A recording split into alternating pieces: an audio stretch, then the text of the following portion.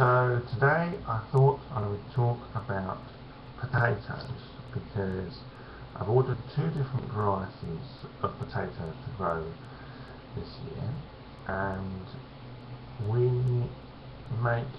we have a very strong ambition, which is always to harvest enough potatoes to last us from the end of May in one year right through to the end of May the following year.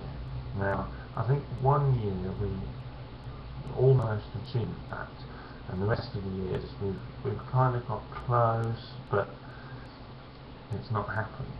So this year, as I say, we've got two varieties. If you're going to do that, if you're going to have that ambition, then you really have to harvest the majority of your potatoes very early in the year, so that we can use up all the land, which will then have stuff planted afterwards in the beginning of June. So I picked the variety Swift this year because it's very early and produces quite a lot. I've grown it before, produces really quite a heavy crop. That's the majority of the potato plant, probably about 100 of those of potato Swift. And also King Edward, we'll grow about 20 King Edward potatoes, only because you plant them at the same time obviously, and then they're very late, so we'll leave those in right through to October, by which point they'll be really bulked up and actually quite good for roasting and using as jacket potatoes. But the Swift will grow mainly in the open ground and partly in potato bags as well, probably about 20 of them in the potato bags, and then when those ones harvest at the end of May, beginning of June, I can put 20 more in, and then when those harvest I can put 20 more in, etc, etc. So we'll have a very large crop at the end of May, beginning of June, and constant cropping throughout the year as well. However, of course, if you're going to get a crop at the end of May, then you need to put the potatoes in very early, much earlier than most people do.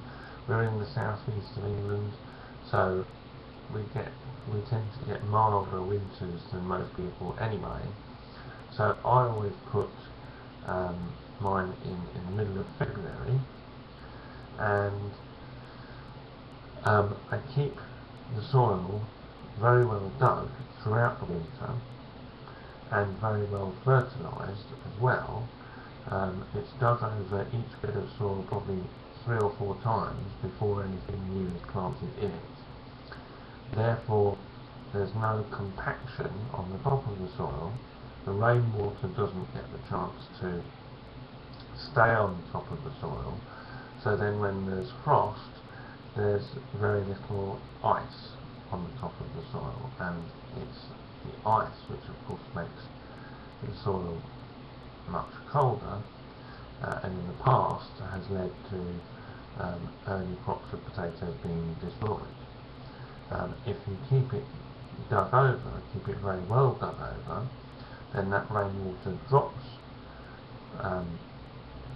from the surface of the soil pretty quickly, and there's much less compaction as well, which means that the ice doesn't form and the frost tends to get away quicker.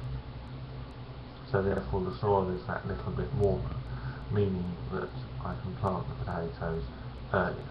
That's been our experience here anyway. Hopefully it'll be the same for this year.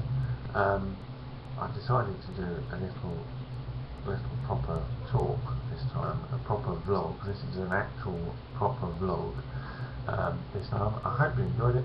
I'll talk more about, well, I'll show you what I'm doing with the potato fertiliser and the potato planting when I actually do it. For now, I hope you've enjoyed this little yak. If you've got your you'll have your own opinions and things obviously about all these things. Please do put them in the comments. That's really appreciated. Other people's perspectives on these things I definitely want to hear. That would be great. Please like and subscribe if you enjoyed the video, and the garden report Tumblr is in the doobly-doo down below. Thank you very much, and I'll see you again tomorrow.